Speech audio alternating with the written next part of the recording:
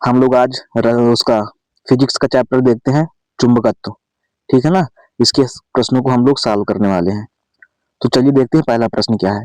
और ये क्वेश्चंस आपके रेलवे एग्जाम्स के लिए या भी जो भी आप कॉम्पिटिटिव एग्जाम देते हैं जिन उनमें अगर साइंस पूछी जाती है तो ये सीरीज आपको बहुत ही बेनिफिशियल होने वाली है आपके लिए। चलिए देखिए पहला प्रश्न क्या है। स्थायी चुंबकन किस स्थिति में किया जा सकता है। तो स्थायी चुंबकन का मतलब स्थायी चुंबक कैसे बनाया जा सकता है, तो इसका इस्पात का यूज करके किया जाता है। स्टील इस्पात का यूज करके स्थायी चुंबक बनाया जाता है। अगला प्रश्न, अस्थायी चुंबक कैसे बनाए जाते हैं। तो अस्थायी चुंबक बनाए जाते हैं नर्म लोहे से। ध्यान में रखना। अब जो देखो इसको याद कैसे कर सकते हो। जो स्थायी होगा वो कठोर होगा, वही मजबूत होगा, कठोर होगा तो उसको इस्पात से बनाया जाता है। जो नर्म होगा मतलब कम टिकाऊ होगा, मतलब वो कैसा होगा, अस्थायी होगा, तो नर्म लोहे से बनाते हैं इसको। इस तरह से ध्यान रखना है। अगला प्रश्न, विद्युत चुंबक नर्म लोहे के बनाए जाते हैं क्यों। तो विद्युत चुंबक नर्म लोहे के इसलिए बनाए जाते हैं क्योंकि इनकी चुंबकीय प्रवृत्ति अधिक हो और इनकी धारण क्षमता भी अधिक होती है, इसलिए विद्युत चुंबक नर्म लोहे के बनाए जाते हैं। अगला प्रश्न, यदि एक चुंबक को दो भागों में विभक्त कर दिया जाए तो क्या होगा। तो क्या होगा, दोनों भाग पृथक पृथक चुंबक बन जाते हैं। देखो जैसे मान लो चुंबक है, इसको अगर हम एक चुंबक होता तो इधर धन ध्रुव एक इधर ऋण ध्रुव, या चुंबक में धन ऋण नहीं होता, इसमें होता है नॉर्थ साउथ। तो ये नॉर्थ हो गया, ये साउथ हो गया। तो इसमें क्या होगा कि अगर इसको हम बीच से काट दें तो ऐसा नहीं कि साउथ अलग हो जाए नॉर्थ अलग हो जाए, फिर से जो नया चुंबक बनेगा फिर से उसमें नॉर्थ साउथ अलग अलग आ जाएंगे। तो ये चुंबक की विशेषता होती है।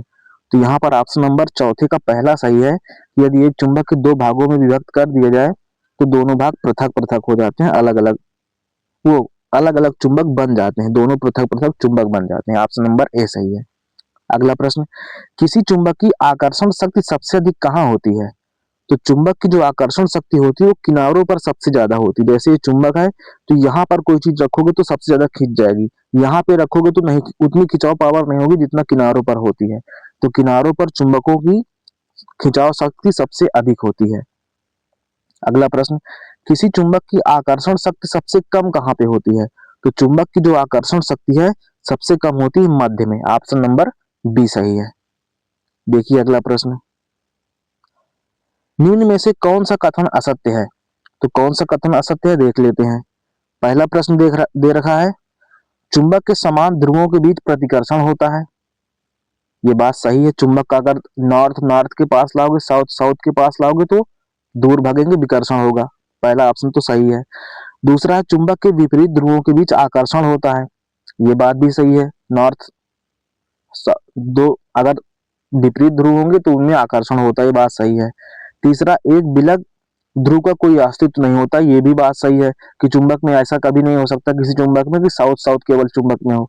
चुंबक होने का मतलब ये है कि उसमें नॉर्थ और साउथ दोनों साथ में होंगे। तो ऑप्शन नंबर डी गलत है। क्या गलत है इसमें, कि किसी चुंबक को बीच से तोड़ देने पर इसके दोनों ध्रुव अलग अलग हो जाते, ऐसा नहीं होता है। दोनों ध्रुव अलग अलग नहीं होते, फिर से एक नया चुंबक ही बन जाता है। तो ऑप्शन डी गलत है यहाँ पे। यही आंसर हमारा है क्योंकि इसमें पूछ रहा गलत कौन सा है। अगला प्रश्न नंबर 8, चुंबकीय क्षेत्र का मात्रक क्या होता है। तो चुंबकीय क्षेत्र का मात्रक याद रखना गॉस होता है। चुंबकीय क्षेत्र का मात्रक सीजीएस पद्धति का मात्रक है। ये हेनरी प्रेरकत्व का मात्रक है। डोमेन कुछ नहीं होता। वेबर चुंबकीय फ्लक्स का मात्रक है। देखिए अगला प्रश्न, चुंबकीय फ्लक्स का मात्रक क्या होता है।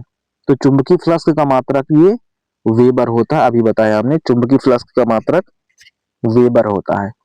अगला प्रश्न, निम्नलिखित में से कौन लौह चुंबकीय पदार्थ नहीं है। तो लौह चुंबकीय पदार्थ कौन सा नहीं है, ऐसा पदार्थ जो चुंबक की भांति व्यवहार ना करे, मतलब उसे बोलते हैं लौह चुंबकीय पदार्थ का ना होना। तो तांबा होता है। तांबा लौह चुंबकीय पदार्थ नहीं है, इसको याद रखना है। अगला, निम्नलिखित में से कौन अनुचुंबकीय पदार्थ है। तो अनुचुंबकीय आ से अनुचुंबकीय, आ से ऑक्सीजन, तो ऑक्सीजन हमारा अनुचुंबकीय पदार्थ होता है, ध्यान रखिएगा। अगला प्रश्न, लौह चुंबकीय पदार्थों के भीतर परमाणुओं के असंख्य अति सूक्ष्म संरचनाओं को क्या कहा जाता है। देखिए जो लौह चुंबकीय पदार्थ होते हैं उसमें बहुत सारे डोमेन्स होते हैं, मतलब आयन होते हैं। तो ऐसे ऐसे ऐसे ऐसे असंख्य आयन होते हैं, डोमेन होते हैं। ये एक दिशा में भागेंगे तो चुंबक इधर होगा, इधर इधर दोनों दिशाओं में होते हैं, तो इनको डोमेन कहा जाता है, चुंबक के अंदर होते हैं। ऑप्शन नंबर सी सही है, डोमेन होते हैं। अगला प्रश्न, एक डोमेन में परमाणुओं की संख्या कितनी होती है? तो एक डोमेन में लगभग लगभग परमाणुओं की संख्या 10 की घात 18 से लेकर 10 की घात 21 तक होती है, एक डोमेन में परमाणुओं की संख्या। देखते हैं अगला प्रश्न, स्थायी चुंबक जिस पदार्थ का बना होता है वह क्या होता है? तो स्थायी चुंबक जिस पदार्थ का बना होता है, पहला सही है, स्थायी चुंबक जिस पदार्थ का बना होता है उसे हम फेरोमैग्नेटिक कहते हैं। अगला, मुक्त रूप से निलंबित चुंबकीय सुई किस दिशा में टिकती है? तो अगर हम लोग किसी चुंबकीय सुई को मुक्त रूप से छोड़ देंगे तो हमेशा उत्तर दक्षिण दिशा में आके टिक जाती है, तो ऑप्शन नंबर बी सही है, ऑप्शन नंबर बी सही है। अगला प्रश्न, चुंबकीय कंपास की सुई किस ओर इंगित करती है? तो चुंबकीय कंपास की सुई हमेशा उत्तर और दक्षिण दिशा को वो करती है, तो चुंबकीय उत्तर व चुंबकीय दक्षिण, तो ऑप्शन नंबर सी सही है, मतलब उत्तर की तरफ हमेशा टिकती है, उत्तर की तरफ मुंह होता है इसका। पीतल एक अनुचुंबकीय पदार्थ है क्योंकि यह एक मिश्र धातु होती है। पीतल क्या है? पीतल एक मिश्र धातु है, यह एक अनुचुंबकीय पदार्थ है। अगला प्रश्न, स्टील को चुंबकीय करना कठिन है क्योंकि? स्टील को चुंबकीय करना अधिक कठिन होता है क्योंकि इसकी अधिक धारण क्षमता होने के कारण, इसकी वजह से इसको चुंबकीय करना अधिक कठिन होता है। अगला प्रश्न, एक स्वतंत्र रूप से लटका हुआ चुंबक सदैव ठहरता है, तो एक स्वतंत्र रूप से लटका हुआ चुंबक सदैव उत्तर दक्षिण दिशा की ओर ठहरता है, ऑप्शन नंबर सी सही है। अगला प्रश्न, निम्नलिखित में से कौन सा एक प्रकृति में अनुचुंबकीय होता है? तो प्रकृति में अनुचुंबकीय पदार्थ कौन सा है? ऑक्सीजन प्रकृति का अनुचुंबकीय पदार्थ है। अगला प्रश्न, निम्न में से कौन विद्युत अचुंबकीय पदार्थ है?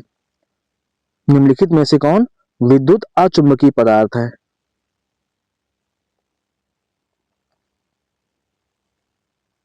ये तांबा विद्युत का अचुंबकीय है, अनुचुंबकीय जिसको भी कहते हैं, तो ऑप्शन नंबर डी सही है। अगला प्रश्न, चुंबकीय यामोत्तर और भौगोलिक यामोत्तर के बीच के कोण को क्या कहा जाता है? तो चुंबकीय यामोत्तर और भौगोलिक यामोत्तर के बीच के कोण को दिक्पात कहा जाता है, चुंबकीय दिक्पात। अगला प्रश्न, निम्नलिखित में से कौन सा धातु चुंबक द्वारा आकर्षित नहीं होता है? तो चुंबक द्वारा आकर्षित कौन सा नहीं होता है? एल्यूमिनियम चुंबक द्वारा आकर्षित नहीं होता है। निम्न में से कौन प्रतिचुंबकीय पदार्थ है? तो प्रतिचुंबकीय पदार्थ कौन सा? बिस्मिथ, ऑप्शन नंबर बी सही है।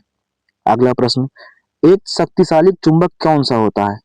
एक शक्तिशाली चुंबक, कोई भी चुंबक शक्तिशाली हो तो उसका काम यही होता है कि केवल लोहा एवं उसकी मिश्र धातुओं को आकर्षित करता है किंतु किसी को प्रतिकर्षित नहीं करता।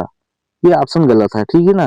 चुंबक अगर है तो किसी को आकर्षित भी करेगा, किसी को प्रतिकर्षित भी करेगा, समान प्रकार के ध्रुव को आकर्षित विकर्षित करेगा और विपरीत प्रकार के ध्रुव को आकर्षित करेगा, तो ऑप्शन नंबर डी सही, कुछ पदार्थों को आकर्षित करता है, कुछ को प्रतिकर्षित करता है। अगला प्रश्न, मुक्त रूप से अपने गुरुत्व केंद्र पर आलंबित चुंबकीय सुई क्षैतिज के साथ जो कोण बनाती है उसे क्या कहा जाता है? तो उसे हम लोग क्या कहते हैं? उसे हम लोग,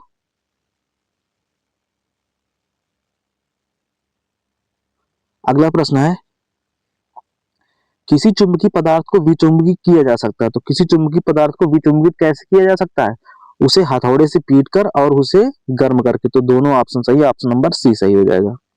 अगला प्रश्न, विद्युत धारा का चुंबकीय प्रभाव सर्वप्रथम किसने अवलोकित किया था? तो विद्युत धारा को पहली बार किसने बताया कि विद्युत धारा में चुंबकीय प्रभाव भी होता है, यह है ऑरस्टेड का नियम, ऑरस्टेड द्वारा, तभी से चुंबकीय जो चुंबकत्व का मात्रक होता है वो ऑरस्टेड भी होता है। अगला, ध्रुवों पर नमन कोण कितना होता है? ध्रुवों पर नमन कोण कितना होता है? 90 डिग्री होता है, ध्यान रखिएगा इसको।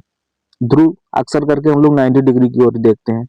मुक्त रूप से लटकी हुई चुंबकीय सुई का अक्ष भौगोलिक अक्ष के साथ कितने अंश का कोण बनाता है? ये बनाता है 18 अंश का कोण, ऑप्शन नंबर सी सही है। अगला, एक स्थिर चुंबक हमेशा दर्शाती है, एक स्थिर चुंबक हमेशा क्या दर्शाती है? उत्तर दक्षिण, उत्तर को उत्तर बताती है, दक्षिण को दक्षिण बताती है, ऑप्शन नंबर ए सही है। अगला प्रश्न, फ्लक्स घनता और चुंबकीय क्षेत्र की क्षमता के अनुपात को क्या कहा जाता है?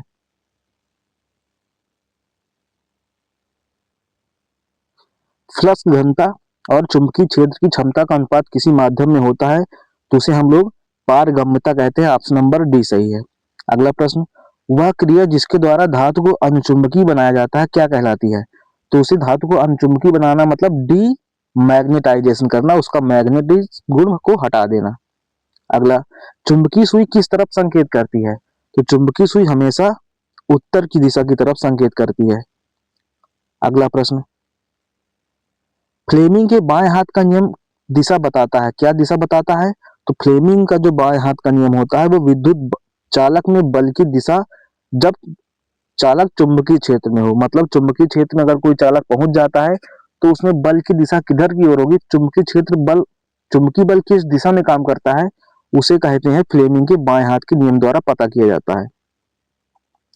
निम्नलिखित कथनों में कौन असत्य है? तो देख लीजिए, पहला प्रश्न क्या दिया, पहला ऑप्शन दिया है किसी चुंबक के आसपास चुंबकीय क्षेत्र होता है, बिल्कुल सही बात है, ये सही है। दूसरा, विद्युत चुंबकीय प्रभाव की खोज अर्स्टेड द्वारा की गई थी, ये भी सही, अभी हमने बताया था ऊपर। यदि कंपास सुई को चुंबक के निकट रखा जाए तो वह उत्तर दक्षिण दिशा में न रुककर किसी विशेष दिशा में व्यवस्थित होगी, बिल्कुल सही है। अगर हम चुंबक के पास कंपास सुई को लाएंगे तो चुंबक की दिशा जिधर की ओर होगी उधर की तरफ ही वो उसकी डायरेक्शन हो जाएगी, तो ये भी सही है। लास्ट ऑप्शन है किसी विद्युत धारा के आसपास चुंबकीय क्षेत्र उत्पन्न नहीं होता, गलत है। जहां पे विद्युत धारा बहती वहीं पर चुंबकीय क्षेत्र होता, तो ये ऑप्शन गलत है, मतलब यही हमारे क्वेश्चन का आंसर हो जाएगा। अगला, विद्युत चुम्बकीय प्रेरण के नियमों का उपयोग निम्न में से किसको बनाने में उपयोग किया जाता है? तो विद्युत चुम्बकीय प्रेरण के द्वारा हम लोग जनरेटर बनाते हैं, जनित्र का निर्माण करते हैं। अगला, डायनेमो का कार्य सिद्धांत निम्नलिखित में से किससे संबंधित है?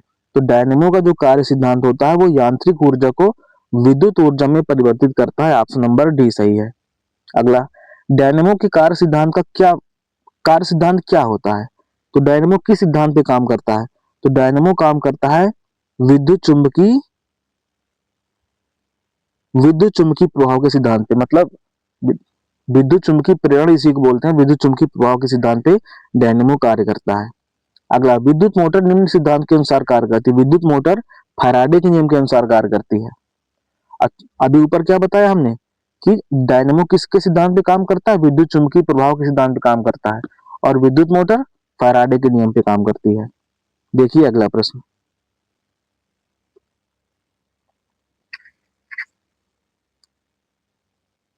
ट्रांसफार्मर की कोड बनाने के लिए नर्म लोहे का ज्यादा उपयोग किया जाता है, सबसे अच्छा यही उपयुक्त होता है।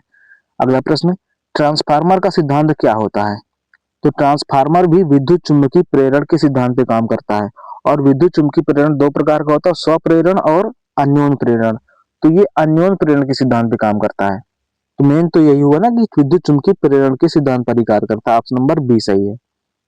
ट्रांसफार्मर क्या होते हैं? तो ट्रांसफार्मर होते हैं, वो काम ये करते हैं कि एसी वोल्टता को कम ज्यादा करना, और जो रेक्टिफायर होता है वो एसी को डीसी में कन्वर्ट करता है, डीसी को एसी में कन्वर्ट करता है। तो ट्रांसफार्मर सिर्फ यही करता है कि एसी वोल्टता को घटाने और बढ़ाने में इसका प्रयोग किया जाता है। अगला प्रश्न, लेंज का नियम क्या है? तो लेंज का नियम है ऊर्जा संरक्षण के नियम पर आधारित होता है लेंज का नियम। देखते हैं अगला प्रश्न। अगला प्रश्न देखो, यदि किसी चुंबक का तीसरा ध्रुव हो तो तीसरा ध्रुव क्या कहलाता है? हम लोग अक्सर देखते हैं कि चुंबक में सिर्फ दो ध्रुव होते हैं, नॉर्थ और साउथ, लेकिन तीसरा ध्रुव भी अगर हो जाए तो उसे हम लोग कहते हैं परिणामी ध्रुव, ऑप्शन नंबर डी सही है। अगला, पृथ्वी एक बहुत बड़ा चुंबक है, इसका चुंबकीय क्षेत्र किस दिशा में विस्तृत होता है? तो पृथ्वी एक बहुत बड़ा चुंबक है, इसका चुंबकीय क्षेत्र हमेशा दक्षिण से उत्तर की तरफ विस्तृत होता है, मतलब उत्तर की तरफ हमेशा चुंबकीय सुई हमेशा लटकती है, ऑप्शन नंबर डी सही है। अगला, लोहे का क्यूरी ताप कितना होता है?